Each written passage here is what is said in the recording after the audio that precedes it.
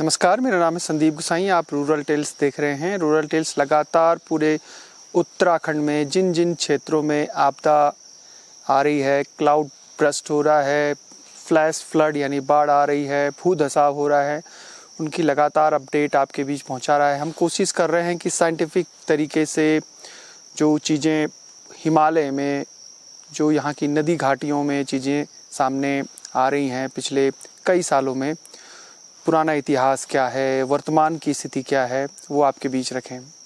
यानी जो आपदा है वो थराली से अब थराली पहुंच गई है। जो थराली है वो चमोली गढ़वाल में स्थित है, एक तहसील है, एक ब्लॉक भी है। और धराली जो है वो एक गांव है जो उत्तरकाशी की गंगोत्री वैली में, जो भटवाड़ी तहसील और भटवाड़ी विकासखंड में, उसमें पड़ता है। ये दोनों अलग अलग हिस्सों में है, एक गंगोत्री वैली में है और एक पिंडर वैली में है। सबसे पहले हम जो थराली क्लाउड बर्स्ट हुआ है, वहाँ कितना नुकसान हुआ है, क्या स्थितियाँ हैं, वो आपके सामने वो उसकी जानकारी आपको बताते हैं। जो थराली बाज़ार है वो पिंडर नदी में पड़ता है और थराली से आगे एक रोड जाती है ग्वालदम, जो कुमाऊं को जोड़ती है। ये कर्णप्रयाग से लगभग 60 किलोमीटर की दूरी पर है। कर्णप्रयाग से एक नेशनल हाईवे निकलता है जो ग्वालदम होते हुए गरुड़, वहाँ से बागेश्वर और फिर मुनस्यारी की तरफ निकलता है।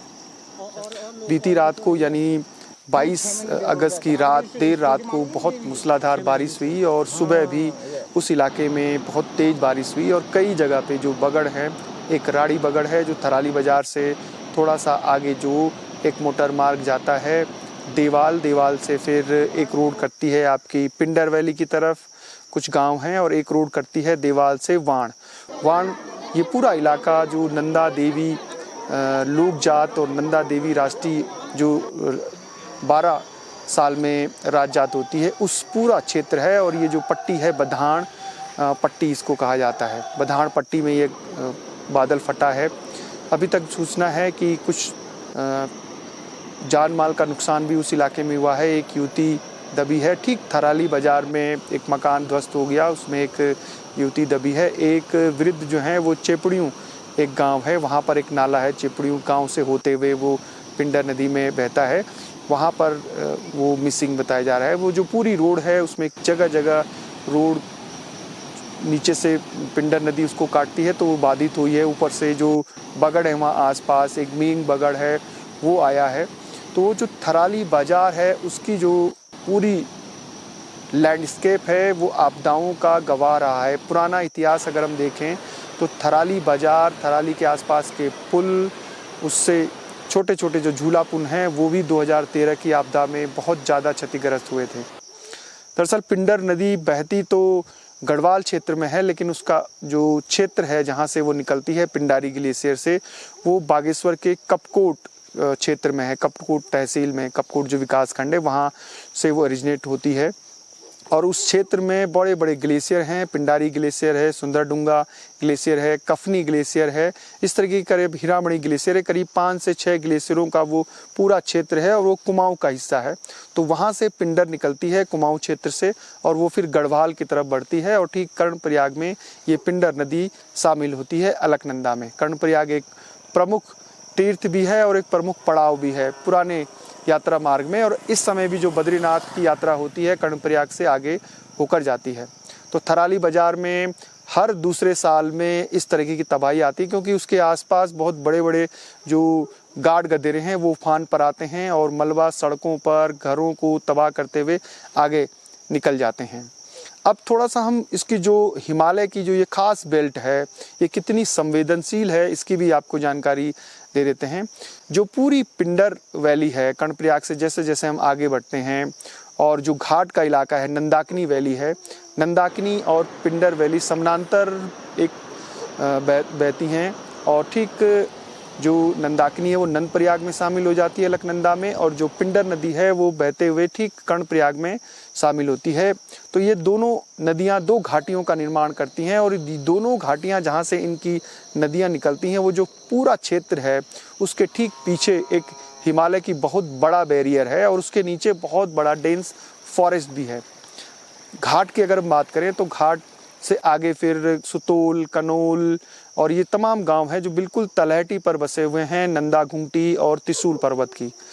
त्रिशूल पर्वत की तलहटी से नंदाकिनी नदी का उद्गम होता है और इसीलिए इस क्षेत्र में नंदा से जुड़ी हुई नंदाकिनी नदी, नंदा घुंटी, त्रिशूल पर्वत, नंदा देवी पर्वत, नंदा खाट, इस तरीके की बहुत सारे जो चोटियां हैं, जो क्षेत्र हैं वो पड़ते हैं।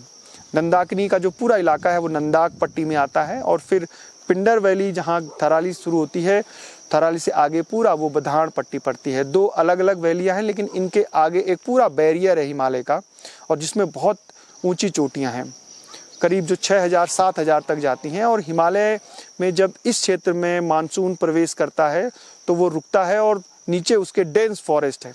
ऊपर के इलाकों में मोरू, खरसू और देवदार के घने जंगल है और नीचे बांज के बहुत बड़े बड़े पैच हैं, तो इसलिए इस पूरे इलाके में बहुत तेज बारिश होती है। नंदाकिनी के बगल में जो बिरही गंगा है वो भी एक घाटी है जिसमें 1893 में गौड़ा ताल में एक बहुत बड़ी झील बनी थी और जिसकी वजह से पूरा श्रीनगर तबाह हुआ था जब 1894 में अगस्त के महीने में वो जो पूरी झील जो है वो लेक ब्रस्ट हुई। तो आप सोचिए कि ये जो पूरा क्षेत्र है इसका इतिहास ही ऐसा है कि यहाँ आपदाएं बड़ा स्वरूप बनाती हैं और ये छोटे छोटे गाड गदेरे भी बहुत बड़ी शक्लें ले लेते हैं। तो थराली बाज़ार में नुकसान बहुत हुआ है। जो एसडीएम कार्यालय है, जो हॉस्पिटल है, जो जितने भी वहाँ पर बसासतें हैं वो कई मकान खतरे की जद में आ गए हैं। जो पिंडर नदी है वो पूरे उफान पर बह रही है, उसने जो नेशनल हाईवे है वो कई जगह बाधित कर दिया है।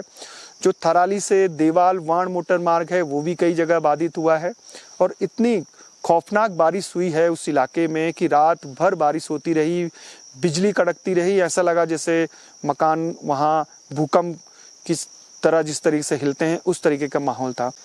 अभी शुरुआती जानकारियाँ आ रही हैं क्योंकि आज सुबह ही वहाँ से तमाम जो खबरें हैं वो सामने आई हैं और जो तस्वीरें आई हैं वो इतनी खौफनाक हैं कि उन्होंने उस पूरी घटना ने जो धराली की है याद ताज़ा कर दी है, जो श्याना चट्टी में जो लेक बनी है उसकी याद ताज़ा कर दी है, जो पौड़ी गढ़वाल में, जो बागेश्वर ज़िले में, नैनीताल ज़िले में जो भूधसाव हो रहा है, जो सड़कें टूटी हैं, पेयजल लाइनें ध्वस्त हुई हैं, जो संचार और जो बिजली की लाइनें ध्वस्त हुई हैं, उन सब की यादें ताज़ा कर दी हैं। तो ये साल 2025 आपदाओं के लिए जाना जाएगा इतिहास में। जब भी इस साल का जिक्र होगा और अभी भी खतरा बना हुआ है तमाम इलाकों में, इस पूरे इलाके में, तो अपडेट के लिए हम आपको फिर से जो नई जानकारियां हैं वो आपके सामने लेकर आते रहेंगे। फिलहाल संदीप गुसाई को इजाज़त दीजिए। जय नंदा, जय हिमाल।